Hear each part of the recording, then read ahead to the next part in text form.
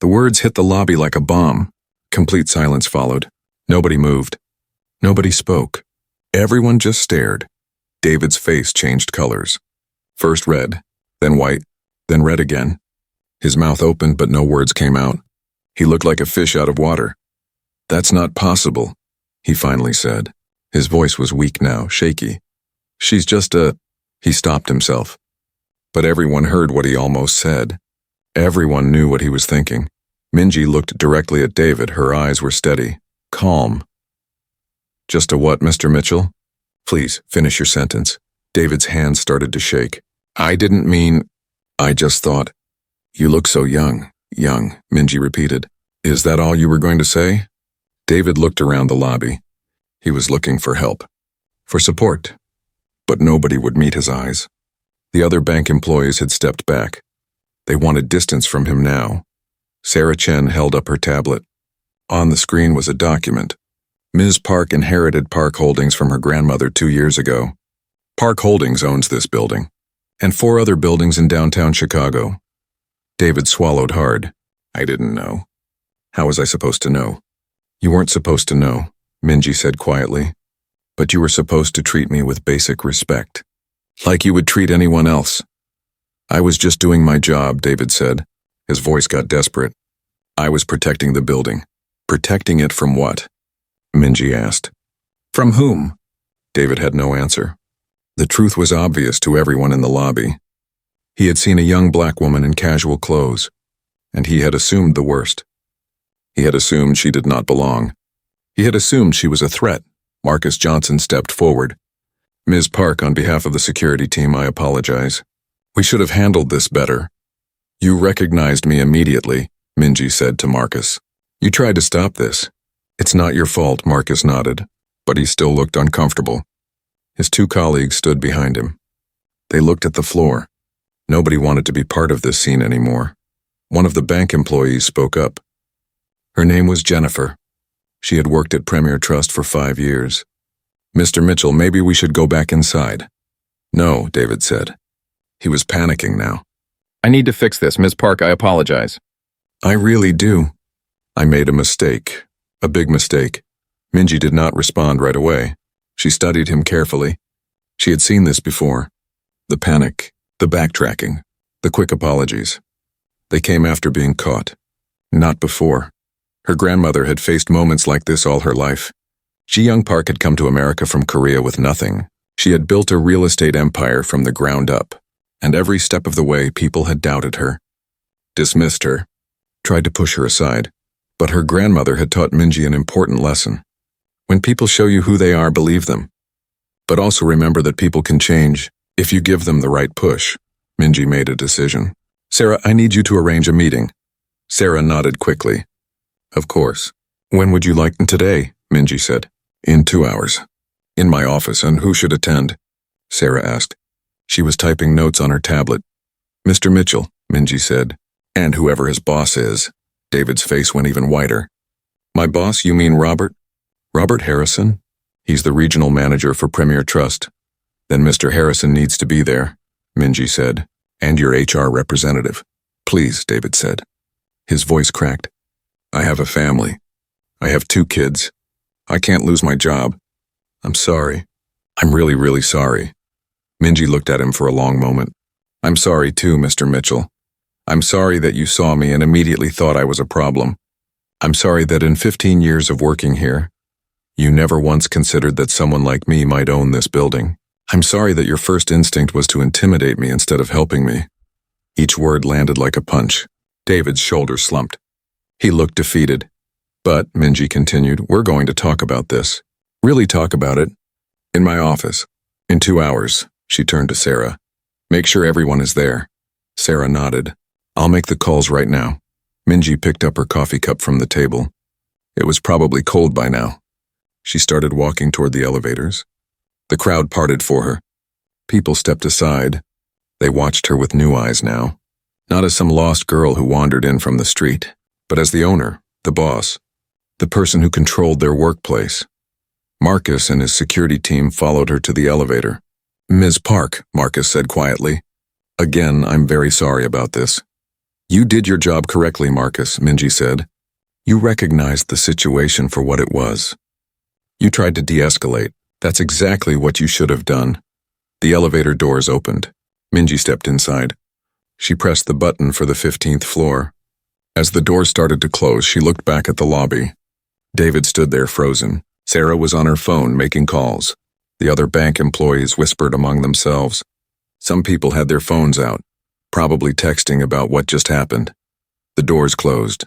The elevator moved up smoothly. Minji leaned against the wall. She let out a long breath. Her hands were shaking slightly. The calm mask she wore downstairs had taken effort. Lots of effort. She thought about her grandmother. Ji Young Park had passed away 2 years ago. Cancer. But she had prepared Minji for everything. Every challenge. Every obstacle. You will face this many times, her grandmother had told her near the end. People will see you and make judgments.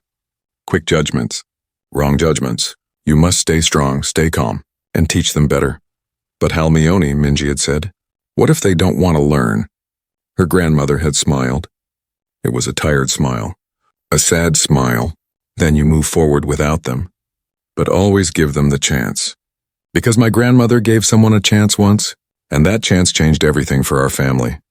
The elevator reached the 15th floor. The doors opened to a quiet hallway. Minji's office was at the end. It was a corner office with big windows. She could see the whole city from there. She walked down the hallway. Her assistant, James, looked up from his desk. Good morning, Ms. Park. Your 9 o'clock called to reschedule. That's fine, Minji said. But clear my calendar for the next few hours. We have an emergency meeting. James looked concerned. Is everything okay? It will be, Minji said. Can you make sure the conference room is ready? We'll need it for about 5 people. Of course, James said. He started typing on his computer. Anything else? Coffee, Minji said. Lots of coffee. And maybe some water, too. She went into her office and closed the door. The space was modern but warm. Clean lines and comfortable furniture. Photos hung on the walls. Most were of her grandmother. Ji Young at different ages, different times. Building her empire one property at a time. There was one photo Minji loved most. Her grandmother stood in front of a construction site. She was young in the photo, maybe 30 years old. She wore a hard hat and held blueprints. She was smiling. Behind her, a sign read, Future Home of Park Tower. That building was her grandmother's first major project. The one that launched everything. And she had faced doubt and discrimination at every turn. Contractors who refused to work with a Korean woman. Banks that would not give her loans. Investors who laughed at her plans, but she had persisted. She had proved them all wrong. Now Minji stood in front of that same photo. I hope I handle this right, Halmione, she whispered. I want to make you proud. Her phone buzzed. A text from Sarah. Robert Harrison is on his way. He's very concerned. David Mitchell is in a conference room downstairs. HR rep will be here in 30 minutes, Minji texted back. Good, let me know when everyone arrives. She sat down at her desk. She had 2 hours to prepare. 2 hours to decide exactly how to handle this. Part of her was angry. Very angry. David Mitchell had humiliated her in her own building. He had judged her based on nothing but her appearance. He had treated her like she was garbage. She could destroy him, fire him, make sure he never worked in banking again. She had that power. One phone call and his career would be over. But what would that teach him? What would that change? Her grandmother's voice came back to her. Power is easy, child. Anyone can crush an ant. But wisdom? Wisdom is knowing when to teach instead of punish, when to build instead of destroy. Minji opened her laptop. She started making notes. Plans for the meeting, questions to ask, points to make. She worked quickly. Her fingers flew across the keyboard. An hour passed. Then another. James knocked on her door. Ms. Park? Everyone is here. They're waiting in the conference room. Minji stood up. She straightened her hoodie. She was still in casual clothes. She had planned to change into business attire later. But now she decided against it. She would wear exactly what she had on. Let them see her as she was, not as they expected her to be. She walked to the conference room, took a deep breath, and opened the door. The conference room was quiet when Minji walked in. 5 people sat around the long table. They all looked up at once. David Mitchell sat at the far end. His tie was loose. His face was pale. He looked like he had not stopped sweating since the lobby incident. His hands were folded on the table. They were shaking slightly. Next to him sat Robert Harrison. He was in his late 50s with gray hair and an expensive suit. He was the regional manager for Premier Trust Bank. His face showed stress, deep lines around his eyes. His jaw was tight. Sarah Chen sat on the other side of the table. She had her tablet ready.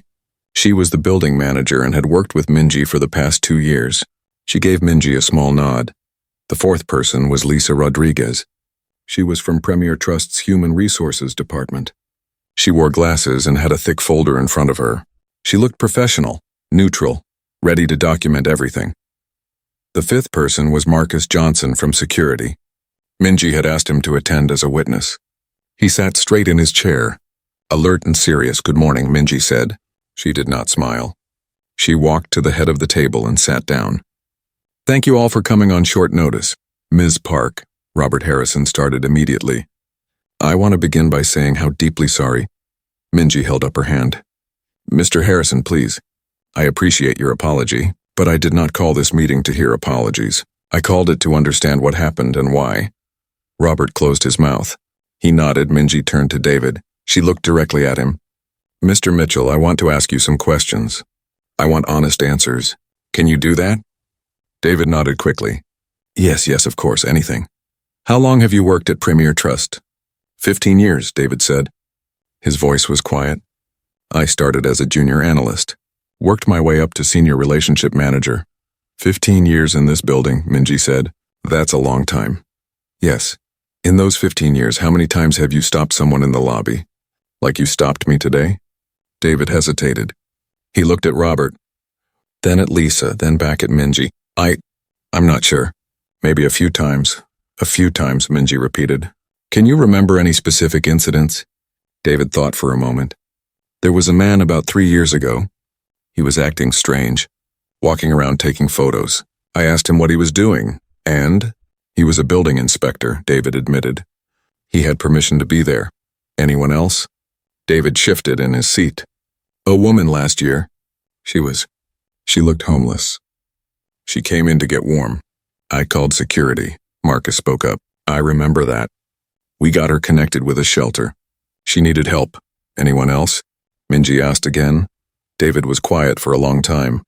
Finally he said, "There have been others. I don't remember all of them." "Can you describe these people for me?" Minji asked. Her voice was calm, patient, but there was something underneath it.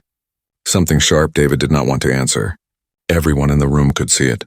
He looked down at his hands. "Mr. Mitchell," Minji said, "please describe them." "They were," David started, then stopped, then started again. "They were mostly people of color." The words hung in the air, heavy and ugly. Lisa wrote something in her folder. Robert put his head in his hands. "Mostly people of color," Minji repeated. "Out of 15 years in this building, with thousands of people coming through those doors every day, you only stopped a few people. And most of them were people of color." David did not respond. What could he say? The pattern was clear. "Mr. Mitchell, do you think I don't belong in this building?" Minji asked. "No," David said quickly.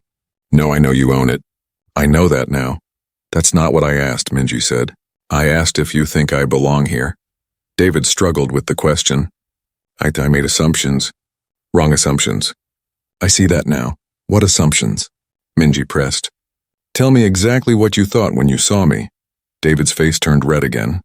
I thought you might be lost, or looking for something." "Looking for what?" "I don't know," David said. His voice was barely a whisper now. "Yes, you do," Minji said. "You thought I was there to cause trouble. To steal something, maybe.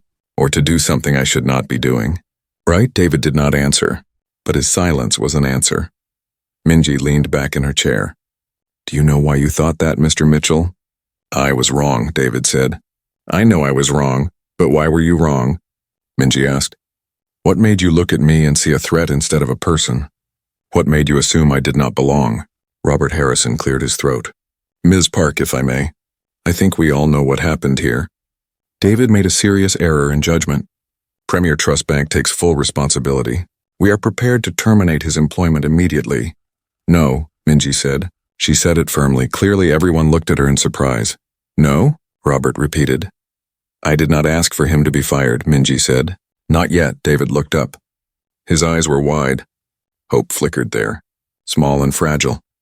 Ms. Park, Lisa Rodriguez spoke for the first time. From an HR perspective, this is a serious incident. It could be considered harassment. Racial profiling. The company has policies. I know about policies, Minji interrupted. But I want to understand something first. I want to understand if Mr. Mitchell knows why he did what he did. She turned back to David. Do you know why? David took a shaky breath. I was raised a certain way, he said quietly. My father, he had certain views. About people, about who belonged where. I thought I had moved past all that. I thought I was better than that. But you're not, Minji said. It was not a question. It was a fact. I want to be, David said. His voice cracked. I have 2 kids, a daughter in high school, a son in middle school. I don't want them to think like I do. I don't want them to make the same mistakes. Then why do you still think like that? Minji asked. If you know it's wrong, why haven't you changed? David wiped his eyes. He was crying now, not loud, just quiet tears running down his face. I don't know, he said. I see someone and my brain it makes judgments, quick judgments, before I even think about it. That's called implicit bias, Lisa said. It's when our brains make automatic assumptions based on stereotypes and past experiences. I know what it's called, David said. I've heard about it. I never thought I had it. Not really. I thought I was different. Minji stood up. She walked to the window. The city spread out below her. Tall buildings. Busy streets. Millions of people living their lives, each person carrying their own biases, their own assumptions, their own judgments. My grandmother came to this country with nothing, Minji said. She did not turn around. She kept looking at the city. She was 25 years old. She spoke very little English. She had $300 in her pocket. The room was silent. Everyone listened. People looked at her and saw someone who did not belong. Minji continued. Someone foreign. Someone less than. She went to banks asking for loans. They laughed at her. She went to meet with contractors. They refused to take her seriously. She went to City Hall for permits. They made her wait for hours. Sometimes days. Minji turned around. But she kept going. She kept trying. Because she believed she belonged here. She believed she deserved a chance. And eventually one person gave her that chance. One contractor who looked past what he saw and listened to what she said. One banker who took a risk on her. One city official who treated her with respect. She walked back to the table. She stood behind her chair. Her hands rested on the back of it. Those people changed her life, Minji said. Not by being perfect, not by never having biases, but by choosing to see past them. By giving her a chance, David looked up at her. I took that from you, he said. I took away your chance to just exist in your own building. In peace, yes, Minji said. You did. I'm sorry, David said. And this time it sounded real. Not panicked. Not desperate. Just genuinely sorry. Minji sat back down. Mr. Harrison, what would you do in my position? Robert thought carefully. I would understand if you wanted Premier Trust to find a new tenant. Your building. Your choice. And I would not blame you. That's a lot of people who would lose their workplace, Minji said. People who did nothing wrong. True, Robert agreed. And Mr. Mitchell? Minji asked. What would you do about him? If it were up to me, knowing what I know now, I would give him a chance to make this right, Robert said. But I understand if that's not acceptable to you. Minji looked at David, really looked at him. She saw a man who was broken, ashamed, afraid. But maybe, just maybe, ready to change. I'm going to give you a choice, Mr. Mitchell, Minji said. You can leave. Right now. We'll call this a mutual separation. You'll get your severance package. You can find work somewhere else. This all goes away. For you, at least. David listened carefully. Or, Minji continued, you can stay. But there are conditions. Lots of conditions. I'll do anything, David said quickly. Don't agree until you hear them, Minji warned. Because if you agree and then fail, there will be no second chances. Do you understand? David nodded. I understand. You will complete a bias training program, Minji said. Not just one session. A full program. Several weeks. Maybe months. Okay. You will attend workshops on racial profiling and systemic discrimination. Okay. You will write a formal apology. Not just to me. To everyone who witnessed what happened. I'll do it. And most importantly, Minji said. She leaned forward. You will volunteer 100 hours at organizations that serve communities of color. 3 months passed since that day in the lobby. The Chicago winter came with its usual force. Snow covered the streets. Cold wind blew between the tall buildings. People hurried from place to place, wrapped in heavy coats. David Mitchell's life had changed completely in those 3 months. Every day after work, he went to the Southside Community Center. It was a 40-minute drive from his home. The neighborhood was different from where he lived, different from where he worked, different from anywhere he usually went. The first day had been hard. He walked through the door not knowing what to expect. A woman named Angela greeted him. She was in her 60s with kind eyes and a warm smile. You must be David, she said. Ms. Park told me you'd be coming. David felt embarrassed. She did? She did, Angela confirmed. She supports this center. Has for years. Even before she inherited her grandmother's company. She used to volunteer here too. That surprised David. She did? Angela nodded. Every Saturday when she was in college. Taught kids about business and finance. They loved her. David had not known that. It made him see Minji in a new light. Not just as the owner of a building. Not just as someone he had wronged. But as a person who cared about her community. Angela showed him around the center. It was busy and loud. Kids ran through hallways.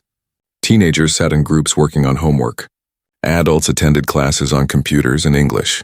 The walls were covered with colorful art and motivational posters. We need help with everything, Angela said. Tutoring, mentoring, teaching life skills. What are you good at? David had to think about that. What was he good at? He knew banking, finance, numbers, and spreadsheets. But could he teach that? I work in banking, he said slowly. I help people manage their money. Angela's face lit up. Perfect. We have a financial literacy program, teaching people about budgets, savings, credit scores, things like that. Could you help with that? So that's what David did. Every Tuesday and Thursday evening, he taught a class on basic finance. At first, only a few people came. They were suspicious of him. He was an outsider, a white man in an expensive suit talking about money in a neighborhood where many people struggled to pay their bills. But slowly, they started to trust him. He learned their names, their stories, their struggles. There was Maria, a single mother of 3. She worked 2 jobs but could never save money. David helped her create a budget, showed her small ways to save. Within a month, she had saved $50. She cried when she told him. It was the first time in years she had any money saved. There was Jerome, a young man trying to rebuild his credit after making mistakes in his 20s. David explained how credit scores worked, how to dispute errors, how to build good credit slowly and carefully. Jerome listened to every word, took notes, asked questions. There was an older couple, Mr. and Mrs. Thompson. They had been scammed out of their savings by someone they trusted. They were ashamed, afraid. David helped them report the fraud, helped them protect what little they had left, showed them warning signs to watch for in the future. Each person taught David something. They taught him about resilience, about working hard even when the system seemed stacked against you, about taking care of family and community even when you had very little yourself. He started to see patterns, things he had never noticed before. How the bank branches in wealthy neighborhoods had better services than those in poor neighborhoods. How interest rates were higher for people with less money. How fees and penalties hit hardest those who could least afford them. It made him angry. Not at the people, at the system. At himself for being part of it for so long without seeing it. One Thursday evening, a teenage girl named Keisha stayed after class. She was 16, smart with big dreams. Mr. Mitchell, she said quietly, can I ask you something? Of course, David said. He was packing up his materials. My teacher at school said people like me don't become bankers, Keisha said. Is that true? David stopped what he was doing. He looked at her carefully. She was black. She wore old clothes that had been washed many times. Her shoes were worn, but her eyes were bright, intelligent. Your teacher is wrong, David said firmly. Completely wrong. But I've never seen anyone like me at a bank, Keisha said. Not behind the desk. Not in the offices. David thought about his own bank. She was right. Most of the employees were white. Most of the managers were white men. He had never thought about it before. It was just how things were. That needs to change, David said. And maybe you'll be the one to change it. Keisha smiled a little. Maybe. No, not maybe, David said. Definitely. If you want to work in banking, I'll help you. I'll teach you what you need to know. I'll write you recommendations. I'll make sure you get a chance. You would do that? Keisha asked. She sounded surprised. Yes, David said, and he meant it. Meanwhile, David was also attending workshops and training programs. Minji had arranged for him to participate in a racial bias training program run by a local university. The program met every Saturday for 8 weeks. The first session was uncomfortable. The facilitator, Dr. Williams, was a black woman with a PhD in psychology. She made them do exercises that forced them to confront their own biases. Everyone has biases, Dr. Williams explained. The question is not whether you have them. The question is whether you recognize them and work to overcome them. They watched videos of real incidents, police stops, job interviews, housing applications. In each one, people of color were treated differently. Worse. Even when they did everything right. David saw himself in those videos. Not the victims, but the people doing the harm. The people making assumptions. The people treating others as less than human. It hurt to see. It hurt to recognize, but it was necessary. One Saturday, Dr. Williams asked everyone to share an experience where they had been biased against someone. David raised his hand. I confronted a young woman in my building's lobby, he said. His voice shook. I assumed she didn't belong there. I blocked her path. I called security. I humiliated her in front of dozens of people. Why did you assume she didn't belong? Dr. Williams asked. Because she was young, and black, and wearing casual clothes, David admitted. I saw her and my brain just decided she was a threat. What happened next? Dr. Williams asked. She turned out to be the owner of the building, David said. Several people gasped. She had every right to be there. More right than anyone else. And I treated her like a criminal. How do you feel about that now? Dr. Williams asked. Ashamed, David said. Angry at myself. And grateful. Grateful? Dr. Williams looked surprised. Yes, David said. Because she could have destroyed me. She had every right to. But instead, she gave me a chance to change. To be better. That's a gift I don't deserve, but I'm determined to earn. After class that day, another participant approached him. Her name was Sandra. She was a teacher. Thank you for sharing that, Sandra said. It takes courage to admit when we're wrong. I'm still learning, David said. We all are, Sandra replied. That's the point. David also had to write the formal apology that Minji required. He wrote it by hand, not an email, not a typed letter, but actual handwriting on good paper. It took him several tries to get it right. He apologized for his assumptions, for his actions, for the harm he caused. He apologized not just to Minji, but to everyone who witnessed the incident, to everyone who had ever been treated the way he treated her. He ended the letter with a promise. Not that he would never make mistakes again, but that he would keep working to recognize his biases and overcome them. That he would use his privilege and position to help others instead of keeping them down. Sarah Chen delivered the letter to everyone in the building.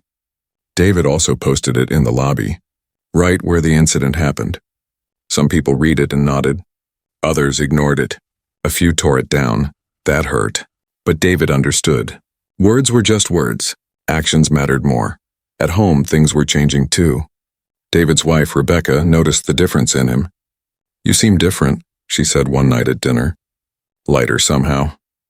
I'm seeing things differently, David said. Things I should have seen years ago. His daughter, Emma, was proud of him. She was 17 and very aware of social issues. Dad, I'm glad you're doing this, she said. Some of my friends, they've had experiences like what you did to that woman. It's not okay. I know, David said. I'm sorry I didn't see it before. His son, Tyler, was quieter about it. He was 13 and still figuring out the world. But David noticed he paid more attention now when they talked about race and fairness. One Saturday morning, David was at the community center helping set up for a financial literacy fair. Young people from all over the city were coming to learn about money management, starting businesses, and planning for college. He was arranging tables when someone tapped his shoulder. He turned around. It was Minji Park. She wore jeans and a sweater. Her hair was in a ponytail. She carried a box of supplies. She looked exactly like she had that day in the lobby, but everything was different now. "Ms. Park," David said. He felt his heart beat faster. "I didn't know you'd be here." "I come every month," Minji said. "I help with the youth entrepreneurship workshop." "Oh," David said. He did not know what else to say. They stood there for a moment, awkward, the memory of that day hanging between them. Finally, Minji spoke. "Angela tells me you've been doing good work here." "I'm trying," David said. "I have a long way to go, but I'm trying." "That's all anyone can ask," Minji said. "Ms. Park, David started, but she held up her hand. "You don't need to apologize again," she said. "I got your letter. It was well written, sincere." "Thank you," David said. "But I need to say something else." "Okay." "Thank you," David said. His voice was thick with emotion. "Thank you for not giving up on me. Thank you for giving me this chance. I was angry at first. I felt humiliated. But now I understand. You gave me something I didn't deserve, a chance to be better, to do better. And I hope I'm living up to that." Minji was quiet for a moment. Then she smiled. It was a small smile, but it was real. "You are," she said. "Keep going." She walked away to set up for her workshop. David watched her go. Then he went back to work. There were tables to arrange, people to help, a community that needed him. And for the first time in a long time, David felt like he was exactly where he was supposed to be. 6 months had passed since the incident in the lobby. Spring had arrived in Chicago. The snow melted. Trees grew new leaves. The city came alive with color and warmth. David Mitchell had completed his 100 hours of volunteer work. But he did not stop. He kept going back to the Southside Community Center. It had become part of his life, part of who he was now. His financial literacy classes had grown. More people attended each week. They brought friends, family members, neighbors. The room was always full now. People took notes, asked questions, shared their own knowledge and experiences. David had learned as much from them as they learned from him. Probably more. He also completed all the training programs Minji required, the racial bias workshops, the diversity seminars, the cultural sensitivity training. Each one opened his eyes a little wider, made him see things he had been blind to before. At Premier Trust Bank, things were changing too. Robert Harrison, the regional manager, had been impressed by David's transformation. He asked David to lead a new initiative. "We need to do better," Robert said during a meeting. "As a bank, as a company. David, I want you to head our diversity and inclusion program." David was surprised. "Me? But I'm the one who caused all this trouble." "Exactly," Robert said. "You know what it's like to have biases, to act on them, and you know what it takes to change. That makes you the perfect person for this job." So David took on the new role. He worked with HR to review their hiring practices.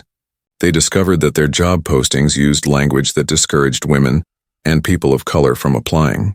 They changed it. They looked at their interview process. They found that candidates from certain neighborhoods were automatically screened out. They fixed it. They examined their promotion patterns. They saw that white men were promoted faster than everyone else, even with the same qualifications. They addressed it. It was slow work, hard work. Some people resisted. Some people said he was being too sensitive, too political. But David kept pushing forward. He thought about Maria and Jerome and the Thompsons. He thought about Keisha, the teenage girl who wanted to be a banker. He thought about everyone at the community center who had shown him a different way of seeing the world. And he thought about Minji Park, the woman he had wronged, the woman who had every reason to destroy him but chose to teach him instead. One afternoon, David got an email from Keisha. She was applying for a summer internship program at several banks. She asked if he would write her a recommendation letter. David wrote the best letter he had ever written. He detailed her intelligence, her drive, her dedication to learning. He explained how she tutored younger kids at the community center while working part-time to help her family. He described her character and potential. He sent copies to every major bank in Chicago, including Premier Trust. That 2 weeks later, Keisha called him. She was crying. "Mr. Mitchell, I got in. I got the internship at 3 different banks." David felt his throat tighten with emotion. "Keisha, that's wonderful. Which one will you choose?" "Premier Trust," she said. "Because you're there." And Ms. Park recommended them too. She said they're making real changes. When did you talk to Ms. Park? David asked. She mentors me, Keisha said. Has for a few months now. She's teaching me about real estate and business. She's amazing, Mr. Mitchell. She knows everything. David smiled. Of course, Minji was mentoring young people. Of course, she was investing in the next generation. That was who she was. Meanwhile, Minji was making changes too. Not just in her own life, but across all her buildings. She implemented new policies. Every tenant company had to complete annual diversity training. Every security team had to learn about implicit bias and de-escalation. Every building manager had to track and report incidents of discrimination. Some tenants complained. A few even threatened to leave. But Minji stood firm. If treating everyone with respect is too difficult for you, she told one angry CEO, then I don't want you as a tenant. There are plenty of other companies that will appreciate these buildings. The CEO left, but his company was replaced by a tech startup run by 3 women of color. They loved the building's new policies. They told other companies. Soon, Minji had a waiting list of tenants who wanted to rent space in her buildings. She also started a scholarship program, the Ji Young Park Scholarship for Young Entrepreneurs. It provided money and mentoring to young people from underserved communities who wanted to start businesses or work in real estate. Keisha was one of the first recipients. The story of what happened in the lobby had spread beyond Chicago. News outlets picked it up. Social media shared it. Some people praised Minji's response. Others criticized her for being too soft on David. She should have fired him, one person wrote online. He deserved to lose everything. She gave him a chance to change, another person responded. That takes more courage than just punishing him. The debate went on. Minji ignored most of it. She knew what she did and why. That was enough. One Saturday morning, the community center held a special event. They were celebrating 10 years of serving the neighborhood. Angela had invited everyone who had been part of the center's story. Volunteers, students, donors, community leaders, Minji attended. She wore a simple dress and comfortable shoes. She helped set up chairs and hang decorations. She laughed and talked with people she had known for years. David was there too. He brought his family, Rebecca, Emma, and Tyler. They had never been to this part of the city before. Emma was excited. Tyler was nervous. Rebecca was curious. This is where Dad volunteers, Emma asked, looking around. The center was decorated with banners and balloons. Music played. People gathered in groups talking and laughing. Every week, David said. Sometimes twice a week. It's nice, Rebecca said. Everyone seemed so happy. They were. Despite struggles and hardships, the people here had built a community. They took care of each other. They celebrated together. The ceremony started. Angela spoke about the center's history, the challenges they faced, the victories they won. She thanked the volunteers and donors who made it all possible. Then she called Minji to the stage. I want to thank a very special person, Angela said. Someone who has supported this center for many years. Someone who believes in our community and invests in our young people. Someone who leads by example. Ms. Minji Park. The room erupted in applause. Minji walked to the stage. She looked a little embarrassed by the attention, but she smiled. Thank you, Angela, Minji said. But I should be thanking you. This center taught me so much. When I was in college, feeling lost and unsure of myself, this place became my second home. You all became my family, she paused, looked out at the crowd. My grandmother always said that success means nothing if you don't use it to lift others up. She came to this country with nothing. People helped her, gave her chances, believed in her, and she never forgot that. She taught me to never forget it either. More applause. Minji continued. We live in a world where people make quick judgments about each other, where assumptions and biases shape how we treat people, where some people are given every advantage and others have to fight for basic respect. She looked directly at David. He felt his face grow warm. But we also live in a world where change is possible, Minji said, where people can learn and grow, where mistakes can become lessons, where hurt can become healing. That's the world I want to live in. That's the world my grandmother worked to build. And that's the world all of you are building right here every single day. The room was silent except for a few sniffles. Many people were crying. The words hit deep. So thank you, Minji said. Thank you for teaching me. Thank you for accepting me. Thank you for showing me what real community looks like. This center changed my life, and I know it's changing lives every day." She stepped down from the stage. People rushed to hug her, to thank her, to tell her their own stories. David watched from the back of the room. He felt tears in his eyes. His daughter noticed. "Dad, are you crying?" Emma asked. "A little," David admitted. "Happy tears," Emma hugged him. "I'm proud of you, Dad, for changing, for being here, for trying." After the ceremony, there was food and music. People mingled. Kids ran around playing. It felt like a big family reunion. David saw Minji standing by a window looking out at the neighborhood. He walked over to her. His heart pounded. They had not really talked since that day at the center months ago. "Ms. Park," he said, "your speech was beautiful." "Thank you," Minji said. "And please call me Minji." "I'm not sure I've earned that right," David said. Minji turned to look at him. "Really look at him. You've put in the work, David. You've changed.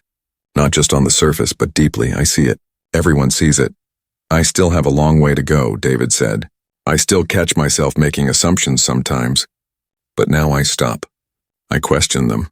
I try to see people as individuals." "That's all we can do," Minji said. "Recognize our biases and work against them. Every single day." They stood in comfortable silence for a moment. Then David said something he had been thinking about for weeks. "You know, when this first happened, I was so angry." "At myself, yes. But also at you. I thought you were being too harsh, making me jump through all these hoops. But now I understand. You weren't punishing me. You were educating me. You were giving me tools to become better." "My grandmother used to say that revenge is easy," Minji said. "But transformation is hard. Revenge satisfies you for a moment. Transformation can change the world." "Your grandmother sounds like she was an amazing woman," David said. "She was," Minji said softly. "I miss her every day, but I try to honor her memory by living the values she taught me." David nodded. "I'm teaching my kids those same values now. Thanks to you. Thanks to everyone here." Across the room, Keisha waved at them. She was with a group of other teenagers. They were laughing about something. She looked happy, confident, full of possibilities. "She's going to do great things," Minji said, watching her. "Yes, she is," David agreed. "And she'll do them in a world that's a little bit better than the one we grew up in. Because of people like you who refuse to accept things as they are. And because of people like you who are willing to change," Minji added. "That's just as important." Rebecca approached with Tyler. "David, we should probably head home soon." "Tyler has homework." "Of course," David said. He turned to Minji. "Thank you again for everything. Keep doing the work," Minji said. "That's all the thanks I need." As David's family left, Emma lingered behind for a moment. She approached Minji nervously. "Ms. Park," Emma said, "I just wanted to say thank you for what you did for my dad. He's a better person now, a better father.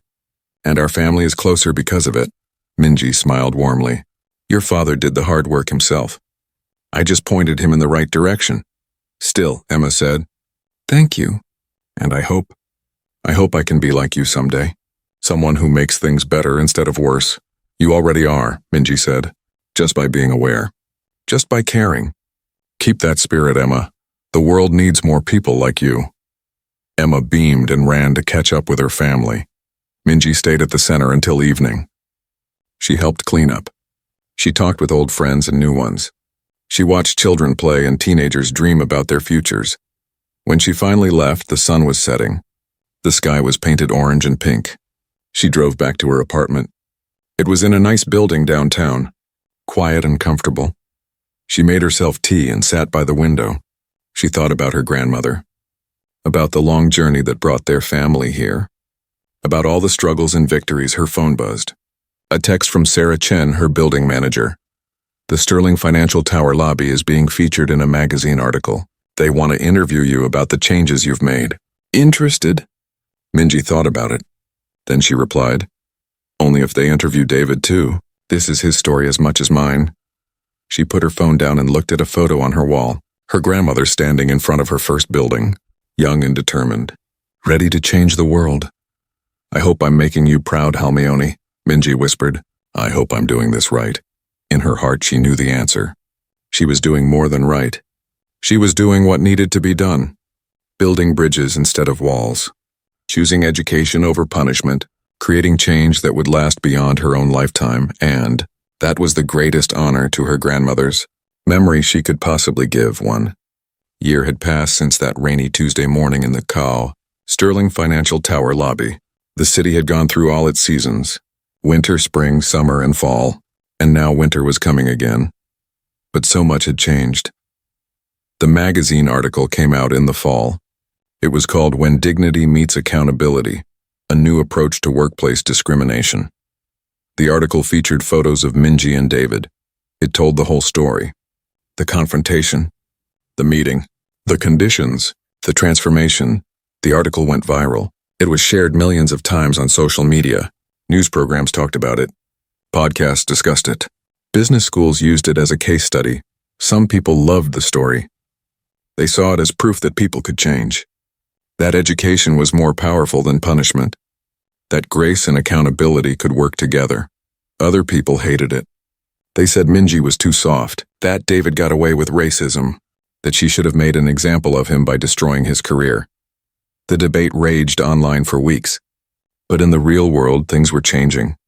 Other building owners in Chicago started adopting Minji's policies. Companies began requiring bias training for their employees. Community centers reported increased volunteer applications from corporate workers. David received dozens of messages. Some were hateful. People called him names, said he did not deserve a second chance, said he was still a racist no matter what he did, but others were different. People shared their own stories of confronting their biases, of making mistakes, of trying to be better. They thanked him for being honest about his journey. One message stood out. It was from a woman named Carol. She wrote, 10 years ago, I did something similar to what you did.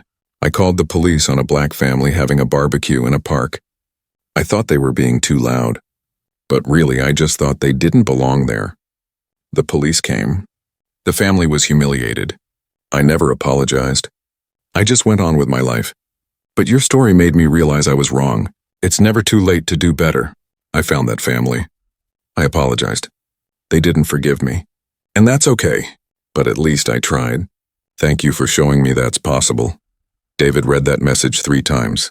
Then he saved it. It reminded him why the work mattered. At Premier Trust Bank, real changes were happening. They hired 15 new employees from diverse backgrounds. 3 of them were from neighborhoods the bank had previously ignored. Keisha, the teenager David had mentored, was one of them. She worked in the bank during the summer and after school. She was brilliant with customers. Everyone loved her. The bank also changed its lending practices. They opened branches in underserved communities. They created loan programs for small businesses owned by people of color. They trained their staff on cultural sensitivity and implicit bias. Not everyone was happy about the changes. 2 senior managers quit. They said the bank was going too far with diversity initiatives. Robert Harrison let them go without trying to convince them to stay. If they can't see the value in treating everyone fairly, Robert said, then they don't belong here. David was promoted to Vice President of Community Relations and Inclusion. It was a newly created position. His job was to make sure the bank served all communities, not just wealthy ones. He took the job seriously. He visited every branch. He talked to employees and customers. He listened to complaints and suggestions. He made changes based on what he learned. One day, he visited a branch in a predominantly black neighborhood. The branch was small and understaffed. Customers waited in long lines. The ATM was broken. The furniture was old. David called Robert immediately. This is not acceptable. Our branches in wealthy neighborhoods have everything. This branch has nothing. Fix it, Robert said. You have my full support. Within a month, the branch was renovated. New furniture, new computers, more staff, better services. The customers noticed. They appreciated it. Some had tears in their eyes when they saw the changes. Nobody ever cared about this neighborhood before? One elderly man told David. Nobody thought we were worth investing in. You were always worth it, David said. We just weren't seeing clearly. Meanwhile, Minji's scholarship program was growing. 20 students received scholarships that year. They studied business, real estate, finance, and entrepreneurship. They attended the best schools in the country. Minji mentored several of them personally. She met with them monthly. She taught them about real estate. She introduced them to people in the industry. She opened doors that had been closed to people like them for generations. One of her mentees was a young man named Marcus. Not Marcus the security guard, but a different Marcus. He was 19 and had grown up in foster care. He had no family, no connections, no money, but he had dreams, big dreams. "I want to own buildings like you do," he told Minji during their first meeting. "I want to create housing that people can actually afford. I want to give people homes." Minji saw her grandmother in him, that same determination, that same fire. "Then that's exactly what you'll do," Minji said. "And I'll help you." She taught him everything: how to analyze properties, how to negotiate deals, how to get financing, how to manage tenants, how to build a business that was both profitable and ethical. Marcus soaked up every lesson like a sponge. He asked questions. He took notes. He worked harder than anyone Minji had ever met. The community center continued to grow too. Angela expanded the programs. They added job training, mental health services, legal aid. The center became a hub for the entire neighborhood. David still volunteered there twice a week. His financial literacy class was now so popular they had to split it into 2 sessions. He also started a new program. He invited successful business people to come speak to the students, show them what was possible. The first guest speaker was Minji Park. She arrived on a Saturday morning. The room was packed. Young people filled every seat. Some stood against the walls. They wanted to hear from her. The woman who owned buildings. The woman who had turned a painful incident into a teaching moment. The woman who looked like some of them and had still succeeded. "Good morning," Minji said. She stood at the front of the room, relaxed and confident. "I'm Minji Park, and I want to tell you a story about my grandmother." For the next hour, she talked. She told them about Ji Young Park, about coming to America with nothing, about facing racism and sexism every single day, about building an empire through hard work and determination. People told her no constantly, Minji said. Banks wouldn't give her loans because she was a woman and an immigrant. Contractors wouldn't work with her because she was Asian. Business partners tried to cheat her because they thought she didn't understand English well enough. But she never gave up. Never. The students listened with complete attention. Some took notes.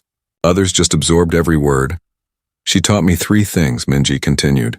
"First, your background does not determine your future.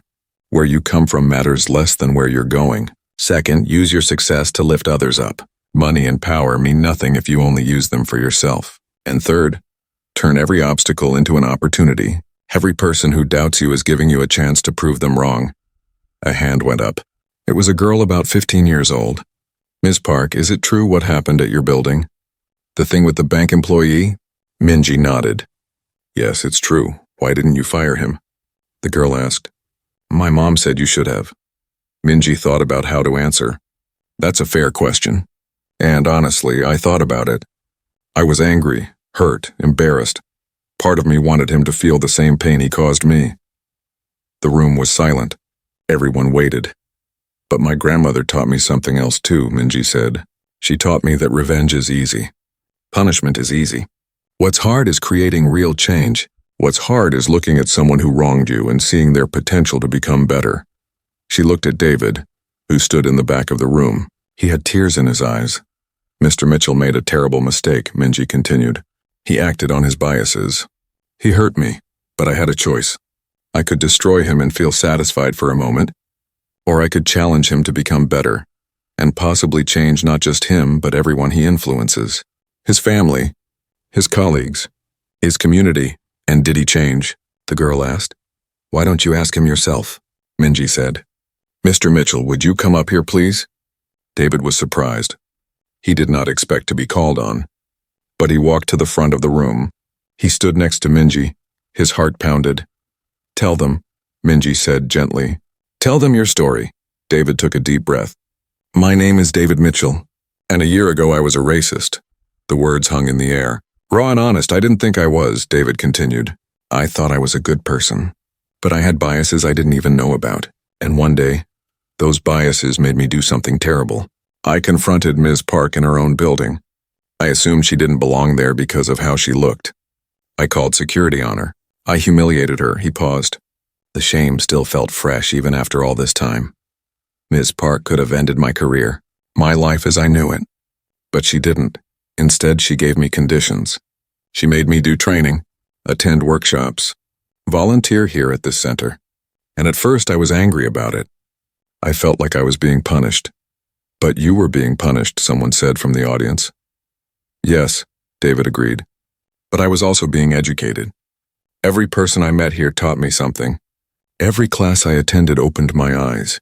Every hour I spent in this community showed me how wrong my assumptions were. Ms. Park didn't just punish me. She transformed me. A young man raised his hand. But you still have your job. You still have your life. What about all the people who look like Ms. Park who lose their jobs or their lives because of people like you? It was a hard question. A fair question. You're absolutely right, David said. I got something most people don't get. A second chance. And I know that's not fair. The system isn't fair.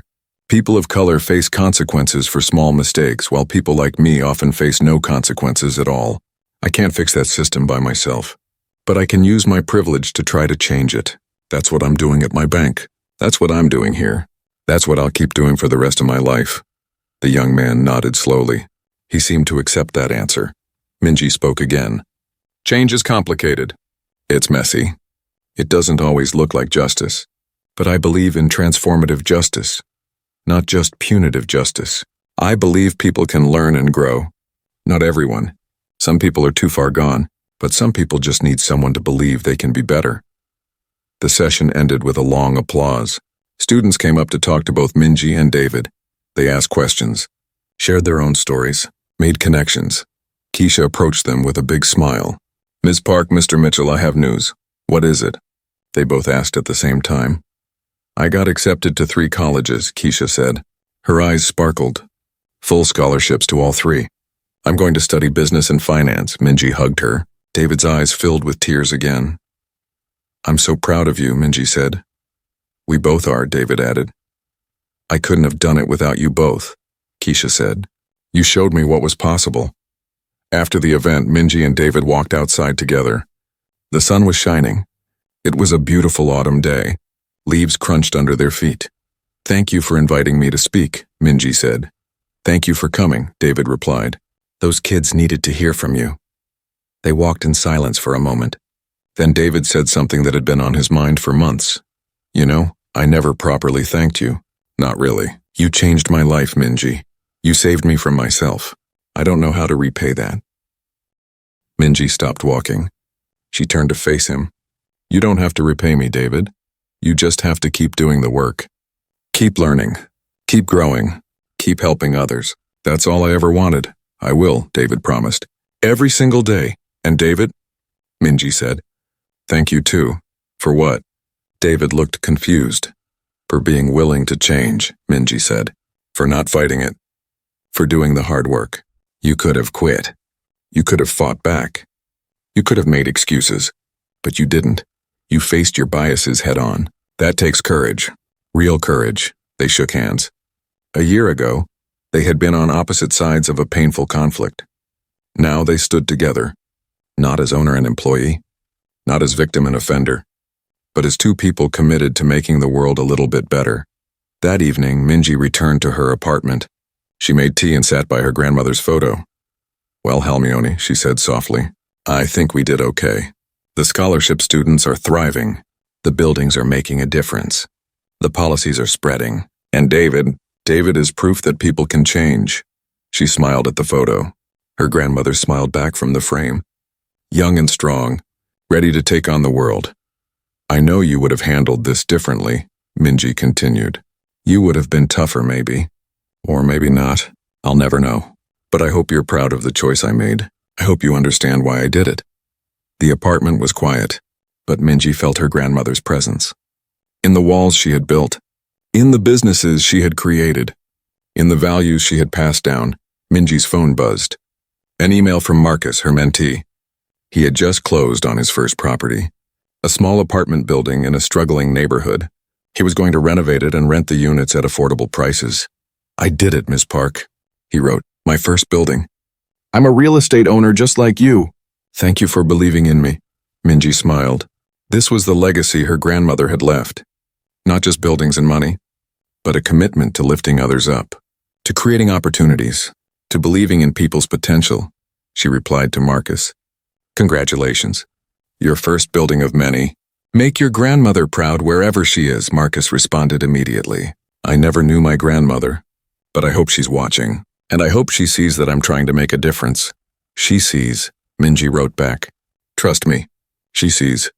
Minji put her phone down and looked out at the city. Lights were coming on as darkness fell. Millions of people living their lives, each person carrying their own struggles and dreams. Somewhere out there, David was with his family, teaching his children about empathy and understanding. Somewhere, Keisha was applying to colleges, dreaming of her future. Somewhere, Marcus was planning his renovation, building something meaningful. And somewhere, other people were learning from this story, making their own choices about how to handle conflict, how to treat others, how to create change. This was what true success looked like. Not just personal achievement, but ripple effects that spread outward, touching lives, creating possibilities, building a better world one person at a time. Minji raised her teacup. "To you, Halmione, to everything you taught me, to the legacy you left behind, and to all the people we'll help because you showed me how." She took a sip. The tea was warm and comforting, just like her grandmother's love had been. Outside, the city continued its endless motion, but inside Minji's heart there was peace. She had faced a difficult situation with grace and wisdom. She had chosen transformation over revenge. She had honored her grandmother's memory in the best way possible, and that, she knew, was worth more than all the buildings in Chicago. The story that started with hurt and anger had become a story of hope and change. It was messy. It was complicated. It was imperfect, but it was real. And it was making a difference. That was all Minji had ever wanted. To take her grandmother's lessons and use them to make the world just a little bit better. One person, one choice, one chance at a time. And as she sat in her apartment looking at her grandmother's photo, Minji knew with absolute certainty that she had succeeded.